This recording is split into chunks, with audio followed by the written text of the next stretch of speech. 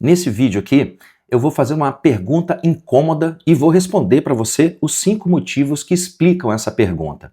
É o seguinte: praticamente todos os homens crescem ouvindo que eles precisam ser fortes, produtivos, estáveis, responsáveis, que eles não podem ser moleques, que eles devem ser cavalheiros, gentis, protetores, provedores, etc.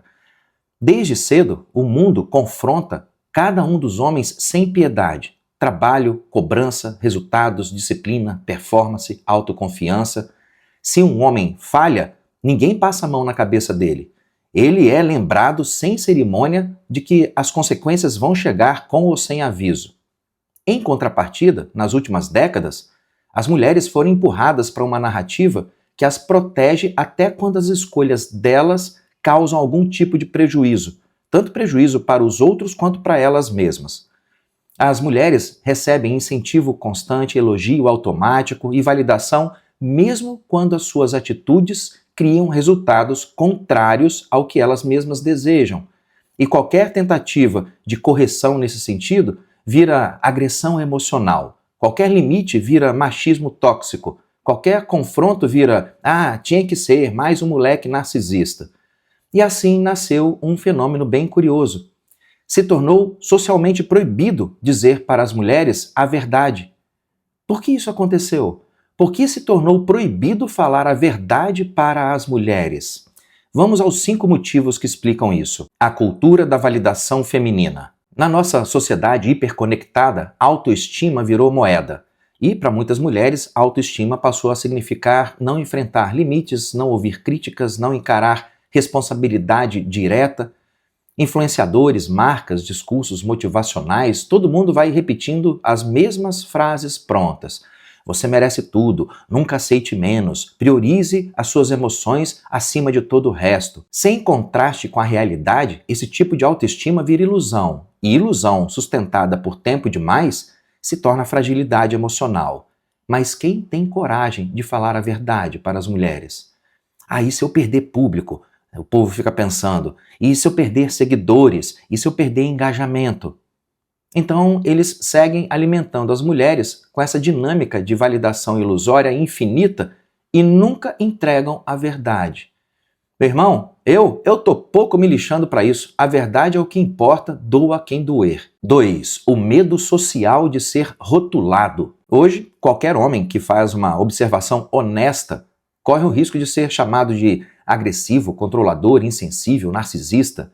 Então os homens silenciam, engolem incômodos, evitam conversas sérias. Quando ninguém aponta exageros, incoerências, comportamentos destrutivos, a mulher cresce acreditando que tudo que ela sente é automaticamente justificável e que discordar dela é uma forma de ataque. Isso destrói relações, isso infantiliza adultos, isso impede o amadurecimento emocional. E enquanto ninguém fala a verdade por medo de ser rotulado de qualquer coisa, muitas mulheres continuam desconectadas da realidade e exigindo bem acima da tabela FIPE, e se surpreendendo e se frustrando quando percebem que nenhum homem se dispõe a pagar o preço que elas pedem. 3. A ideia de que intenção vale mais do que resultado. Uma parte significativa das mulheres foi condicionada a acreditar que basta pedir desculpas, por exemplo, para zerar o dano, como se arrependimento automático resolvesse qualquer consequência. Só que a vida adulta não funciona assim. No mundo real, tanto para homens quanto para mulheres, o que importa é o efeito, o resultado, não a intenção. Achar que desculpas obrigam perdão é rejeitar autorresponsabilidade.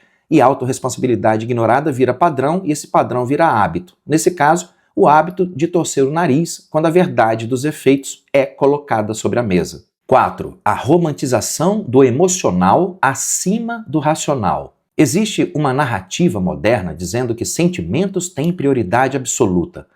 Se eu sentir tal coisa, então tal narrativa sobre aquele sentimento corresponde à verdade. Esse tipo de conduta derruba qualquer tentativa de diálogo adulto.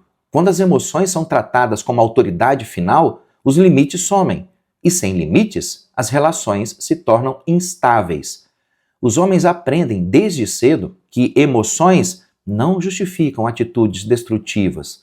Já muitas mulheres recebem o oposto em termos de orientação. Se você sentiu tal coisa, então você está certa. Essa lógica enfraquece vínculos e cria conflitos intermináveis, justamente porque o que você sentiu nem sempre necessariamente corresponde à verdade dos fatos. 5. A dificuldade coletiva de lidar com responsabilidade. Responsabilidade assusta. Só que pedir para uma mulher que ela olhe para os seus próprios erros virou um tabu. O povo prefere evitar confrontos para não ser acusado de opressão. Voltamos à questão dos rótulos, né? Mas responsabilidade não é ataque. Responsabilidade é liberdade do modo adulto. Sem autorresponsabilidade, a mulher fica presa no próprio ciclo, repetindo escolhas que desgastam a saúde emocional dela, fica desperdiçando potenciais relacionamentos e sabotando os mesmos resultados que ela diz desejar. Falar sobre autorresponsabilidade claramente para uma mulher não deveria ser considerado hostilidade, mas maturidade.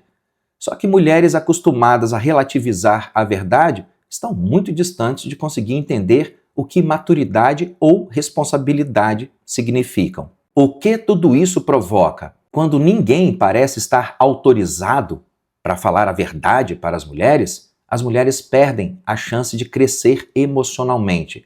Elas não crescem, não amadurecem, ficam presas em narrativas ilusórias e ambivalentes geradas nas suas cabeças, que só aumentam a distância entre expectativas e resultados. O ponto aqui não é atacar as mulheres. O ponto é tratar as mulheres adultas como pessoas adultas. Pessoas adultas capazes de lidar com limites, decisões, consequências, responsabilidade, exatamente como os homens sempre foram cobrados de fazer. Conviver com a realidade não é uma punição, é um sintoma de sabedoria. E homens e mulheres crescem quando encaram a vida como ela é, não como gostariam que a vida fosse. Mas será que você aguenta essa verdade, gafanhota?